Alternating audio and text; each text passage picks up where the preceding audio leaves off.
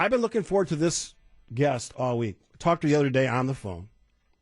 Her Twitter bio says these things. Cheesehead, so I like her immediately. Comedian and creator of As Goes Wisconsin. If you know politics and comedy in the state of Wisconsin, you know that handle on Twitter. Kristin Bry joins us. Good morning. Good morning. How are you doing? I am good, Cheesehead.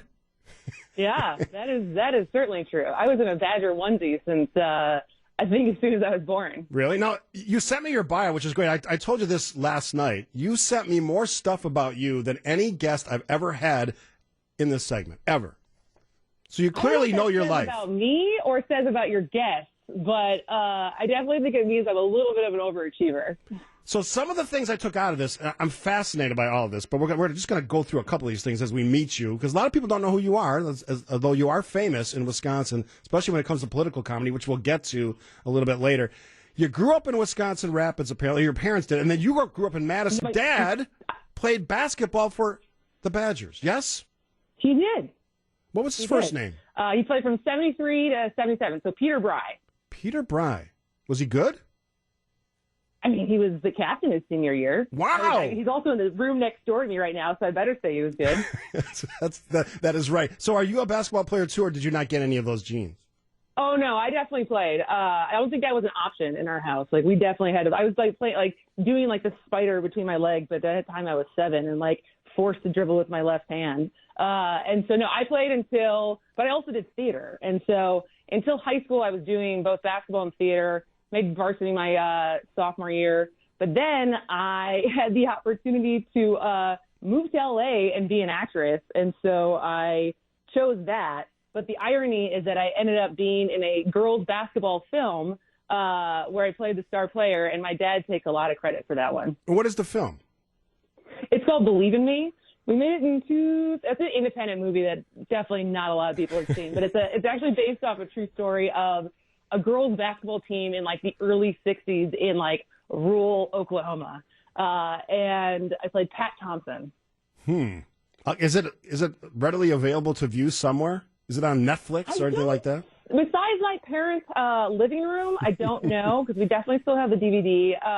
You might be able to order it on Amazon, but it's really good. It's actually a really good, heartwarming movie, and it's definitely a good girls sports movie. And I'm also reading you got to choke David Spade in one of your roles as well.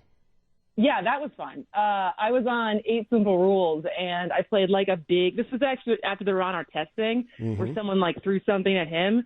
So I played this big, burly volleyball player, and I got hit in the face with a hot dog, and then I thought it was David Spade, so I got to jump in the crowd and fake choke David Spade. He's very little. He is a little guy. He's a little guy. Now, I'm reading all this stuff, and you mentioned that you went to L.A. to act, but you said you were 16 when you went. That's not a typical story. I was a willful teenager, to put it one way. Mm-hmm. Did you run away at 16? No, I had super supportive parents who I only have one older brother, and he was already in college. And so I think my parents, having grown up in Wisconsin Rapids and spent their entire life in Wisconsin, were kind of this is an opportunity to go do something different for a little while. And so we did. So they came with me, and the three of us lived in a 3-bedroom apartment in Santa Monica, and we're roommates for a couple of years until I was I should go to college. And I quit acting, and then they came back to Wisconsin. All right, we're joined by Kristin Bry on the Friday Forum. I'm skimming through this thing. When did the politics and comedy thing start to be part of your collective consciousness? Late 26. So basically, I worked I went to college, thought I was going to do more politics, stuff like that. But then when I graduated, I was in the Bay Area, and all of the jobs were tech jobs. So then I worked in tech for most of my 20s. And then 2016 happened, and I had moved to New York, and Trump had gotten elected. And I think getting out of the Bay Area tech bubble and just a variety of things, being I don't really like tech. And I don't really like sales. What do you like, Kristin? What do you like? I think I realized I was onto something when I was 16. I really like performing. But I also like making stuff and not just auditioning for stuff that other people have already made. And so that's when I started to put it together of like, you know, I looked at the Trevor Noahs and the John Olivers and like these people who were making information more entertaining and palatable. And I was like, all right, well, I want to do that, but no one's going to just hire me to do that. So I'm just going to teach myself how to do it.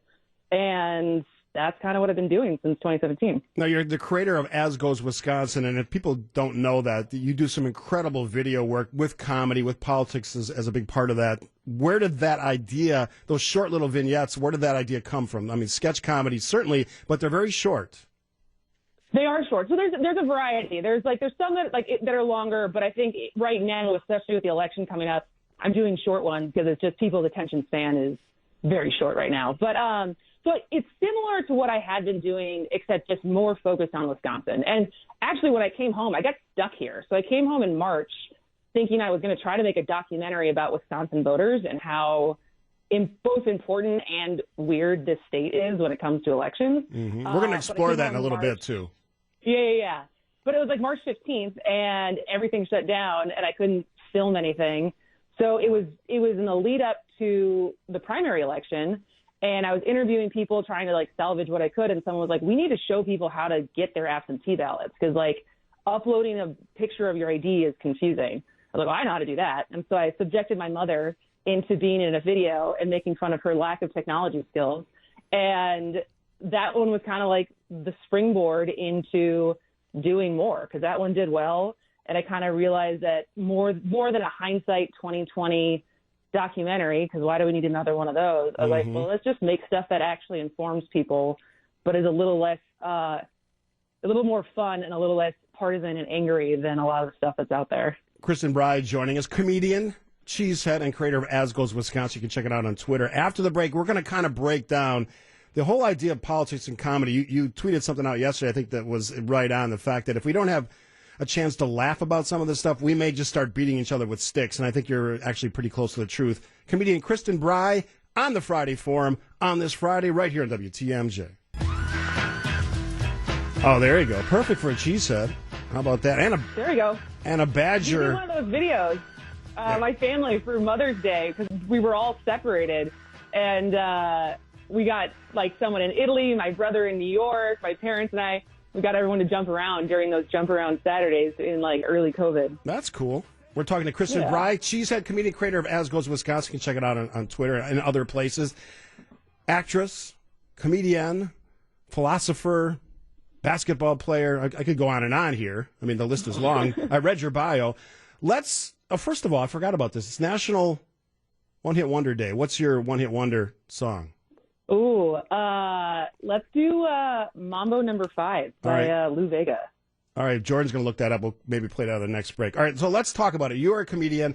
This is a time when we are probably as divided as we've been in a long time. Everybody hates each other because they have different opinions, political or otherwise. How does comedy massage some of that? Well, I think it can just like anything, it's like you can rile people up with comedy just like you can maybe calm people down. I choose to try to have an alternative feeling than anger and fear that I feel like so much of the rhetoric that is out there and how it's affecting people is just like you read. I mean, if you're trying to pay attention to the news, it's hard, regardless what side you're on, it's hard not to feel like either scared or angry all the time. So I feel like then people just start tuning out as like a survival mechanism. And so it's like, how do you use humor to like not make this as like to stay informed, but not, just rile people up all the time. And so I see it like that. And I also just think comedy is a truth teller, right? Like comedy, there's literally like the truth in comedy is what makes things funny because people recognize it and relate to it. Well, it cuts through the noise, certainly. Yeah, exactly. And so that's like, for me, I just feel like it's a conduit to get information out as far as making it more palatable, making it more digestible, but also still entertaining people while you're trying to educate them. Walk me through your process. You hear a story, or let's just take one, the Supreme Court, you're knocking down the safer at home order. How do you go from that serious issue to something that makes people laugh? Well, I'll be honest, TikTok's been a huge help with some of this stuff, but that one specifically was just scrolling through that and saying, like, this is a huge story. So it always starts with the story, and you got to find, like, what is the heart of why this is, like, instead of just pointing fingers and be like, oh, this is ridiculous, blah, blah, blah. And so the one that I did was just basically saying, like, you know, the Supreme Court, after the clerks this has been a hell of a year for clerks, municipal clerks trying to figure it out, get ready for this, right? You know, like, they're exhausted. And just being like, the week before they're supposed to start sending ballots out, being like, yeah, stop, until we tell you otherwise. It's like, what?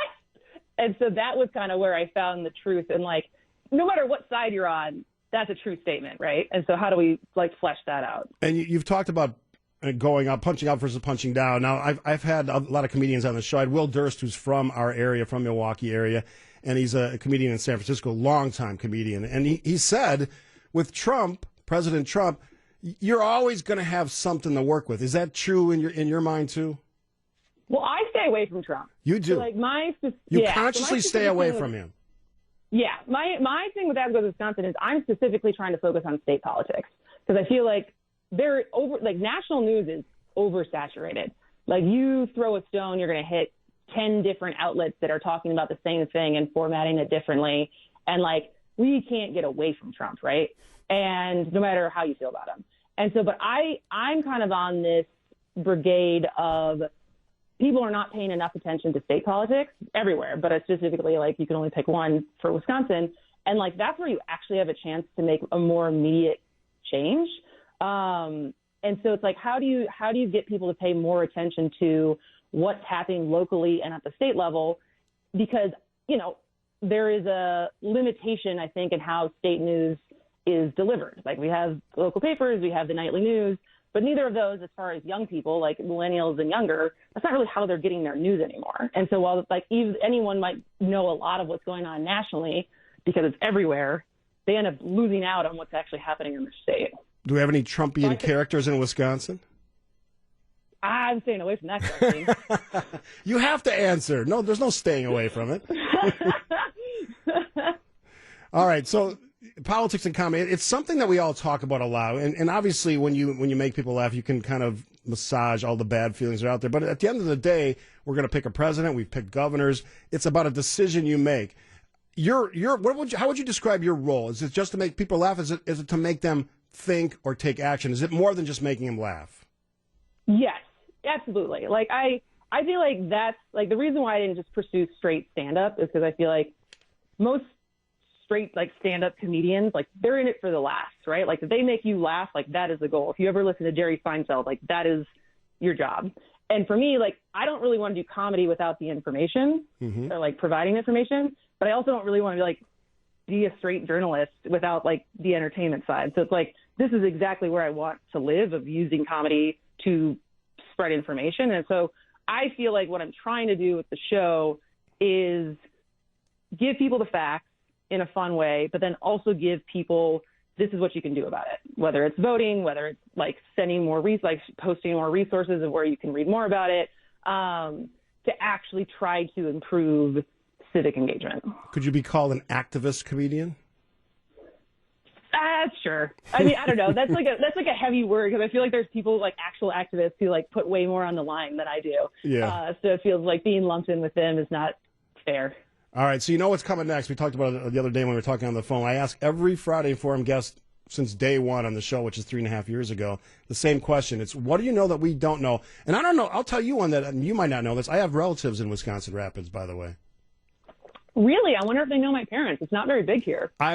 I'll talk to you offline, but I would bet that they do. Right. So gear up, because we're going to take a break. After the break, you're going to tell us something that you know that we don't know. Kristin Bry, comedian, cheesehead. Her dad was a Wisconsin Badgers basketball player in the 70s, which is my era. We'll get to all of that and more on the Friday Forum on WTMJ. Oh, there we go. For our special Friday Forum guest, Kristin Bry, comedian. Is that in your era? I don't even know when that song came out. When did that song? Yeah, I think I was in, like, middle school when that came out. What were you like in middle school? Jam. What were you like in middle school? Loud. Really? I wouldn't have guessed that. Tall and loud? I don't know. How tall are you? Are you a tall drink of water? I'm 5'10". That's an old man saying, by the way, tall drink of water. You probably don't hear that much. I've heard it before. Yeah. I have a joke that I do a lot on the show. It's not a joke, it's just a saying. I say bottom of the hour, and for you young people, that means like 8:30, 9:30. Is that something you would recognize? You would recognize that, right? Bottom of the hour? I think so. Yeah. All right. So we have a connection. We're good. All right. So I asked the same question of every Friday Forum guest. I've done it since day one, 3.5 years ago. I don't even remember who the first guest was, but you're the latest and greatest. So I'm going to ask you the question. Kristin Bry, Wisconsin-based comedian. What do you know that we don't know?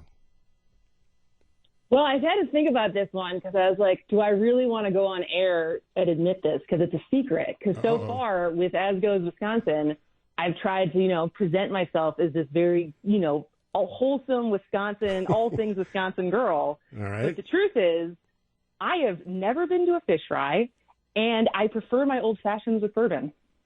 The bourbon thing is okay. Blasphemous. Well, wait. Back up a second. You've never been to a fish fry in the state of Wisconsin? I have a good excuse because my mother is deathly allergic to fish. All right, well, that's a good qualifier. That's my excuse. But I feel like now that I've moved back, I don't have an excuse, and so now I got to go. Yeah, well, do you like fish? I mean, did you just stay away from it because your mom... Yeah, you do like fish. No, it was just like not a family thing that we did, and then I left when I was 16. And so and now that I'm back, I got to prioritize it. That's a good one. And the bourbon old-fashioned, there's a lot of people that drink those. That's not that unique. Well, no, I have to because I started drinking, or at least I started drinking old fashions when I didn't live in Wisconsin, where everywhere else they make it not with like Sprite and brandy. And so the first time I came home, and I was like, I ordered an old fashioned thinking I was getting what I order in like San Francisco. And I think I almost spit it out. I was like, what is this?